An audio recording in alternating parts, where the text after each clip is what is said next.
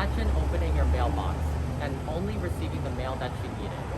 In my personal experience, my parents would get the mail and only throw away the unnecessary ones.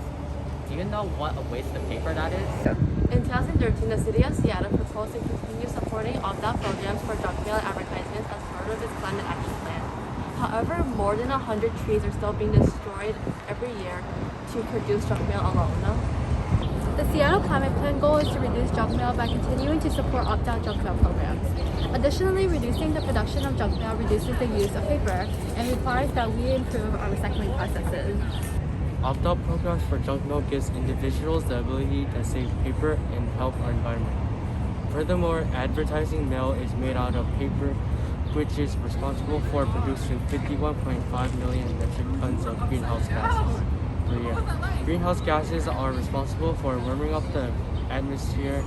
With opt-out programs, the goal is to lessen paper waste, therefore mitigating climate change.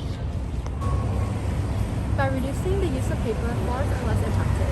Energy uses go down and it limits pollution, water, and air conditioning, the level of greenhouse gases. Reducing the demand for paper will help social impacts and human rights abuse. Thus, we improve from unnecessary paper usage. There's only a limited amount of programs to opt out of unwanted junk mail. These programs are good, but whatsoever, these programs don't consider equity. Low-income families don't have the access to technology or online resources. Additionally, some people aren't educated about opt-out programs or they don't have enough knowledge to go through the whole opt-out process. As shown on the right, junk mail can also refer to electronic emails. According to Statistia, electronic spam accounted for 88.5% of global email traffic in 2007. However, the number has dropped to 28.5% in 2019. Apart from this, we found it difficult to research data on who has opted out in Seattle. Now you see, it is good progress because it is more evident that electronic junk mail is causing problems due to email traffic. Even though it really isn't talked about, electronic emails are also affecting our environment in a negatively progressive way. 0.3 grams of carbon dioxide are released into the atmosphere for every spam email sent. But we must also consider the number of emails that people receive every day. After our evaluation, we believe that Seattle isn't on its track to meeting its goal for junk mail. The main reason why paper isn't ending up wasted in lands on larger scales is that they aren't recycled properly.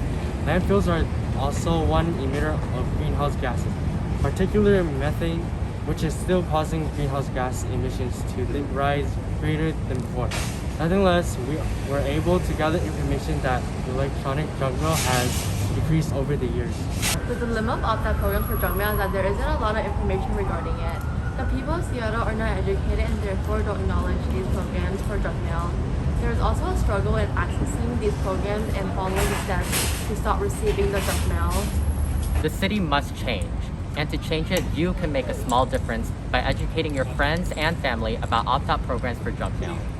Spreading the word will allow the city and many others to be less impacted by climate change. All programs that will help support our community's goal will be linked down in the description box below.